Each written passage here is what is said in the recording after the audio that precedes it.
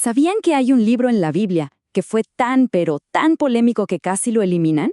Bueno, hoy vamos a ponernos el sombrero de detective para descifrar su código y, con suerte, revelar el mundo oculto que se esconde detrás de sus palabras.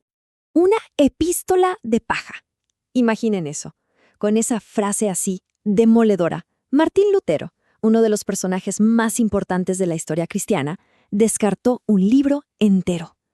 Uno se pregunta, ¿qué pudo haber provocado tanto desprecio? Y esa es la pregunta que nos va a guiar en todo este análisis. ¿Qué tenía este libro para que alguien como Lutero quisiera literalmente borrarlo de la historia? La respuesta, y esto es lo más interesante, parece que no está en la teología, sino en la sociedad de su época. Muy bien, arranquemos con la investigación. Para entender bien toda esta controversia, primero tenemos que conocer al sospechoso. Estamos hablando de una carta misteriosa, la verdadera oveja negra del Nuevo Testamento. A ver, el expediente de este caso es un verdadero rompecabezas. El autor, un misterio. ¿A quién iba dirigida? Ni idea.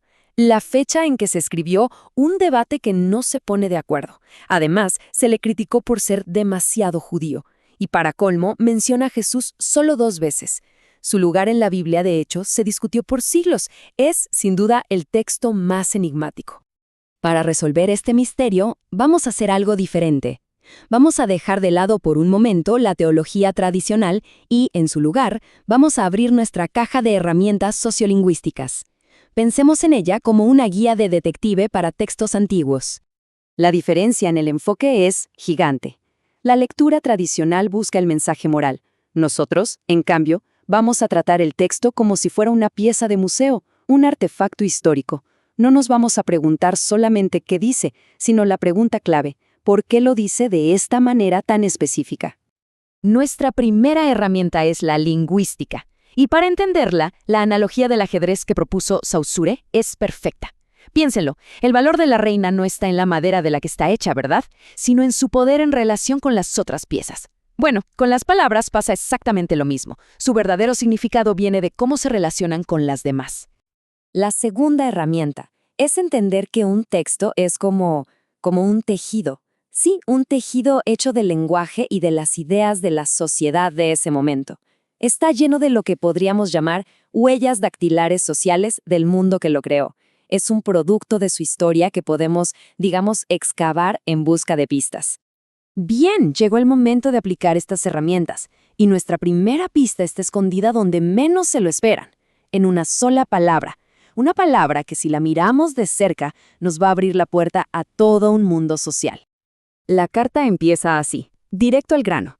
Santiago, esclavo de Dios y del Señor Jesucristo. La palabra clave aquí, como se imaginarán, es esclavo.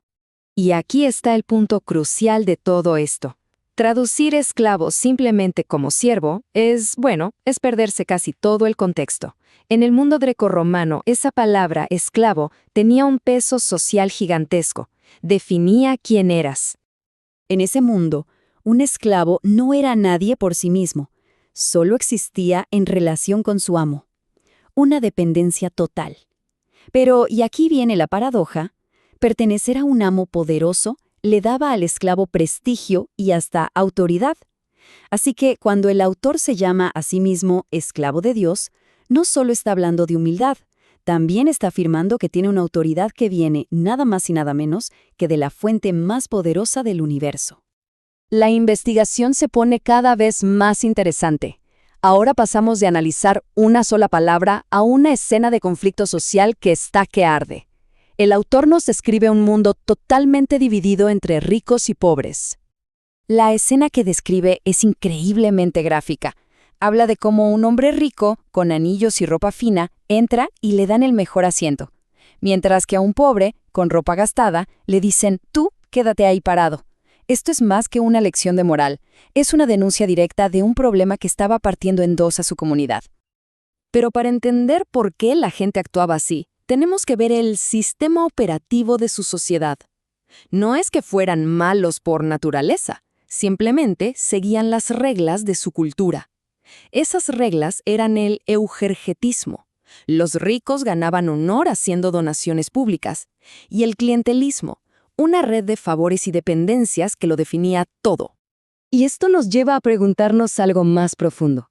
¿Será que este conflicto interno era solo un problema de esa pequeña comunidad? ¿O en realidad era el reflejo de una sociedad entera que se estaba quebrando por la enorme brecha entre ricos y pobres? Muy bien, es hora de leer entre líneas, de juntar todas las piezas del rompecabezas. Aquí es donde vamos a ver el verdadero poder de nuestro método de detective.